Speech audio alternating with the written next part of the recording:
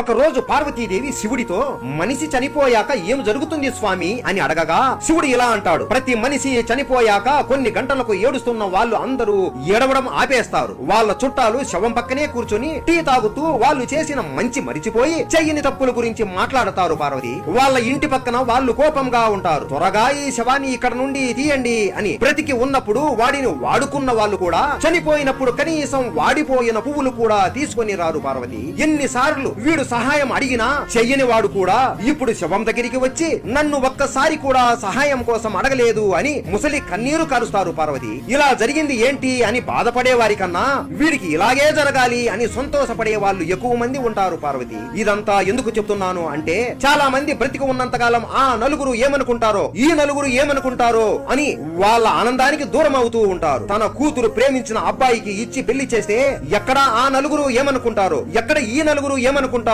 అని నచ్చకపోయినా వేరే వారికి ఇచ్చి పెళ్లి చేస్తారు. తన కొడుకు వాడికి నచ్చిన ఇష్టమైన పని చేస్తా అంటే ఈ నలుగురు ఏమనుకుంటారో అని ఒప్పుకోరు పార్వతి. ఇప్పుడు అర్థమైంది కదా నీకు ఈ మనుషులు ఎలా ఆలోచిస్తారో అని. వీళ్ళని గుర్తు చేసుకునేది వాళ్ళ కుటుంబ సభ్యులు మాత్రమే, కానీ ఈ నలుగురు 4 వారాలు కూడా మిమ్మల్ని గుర్తు పెట్టుకోరు.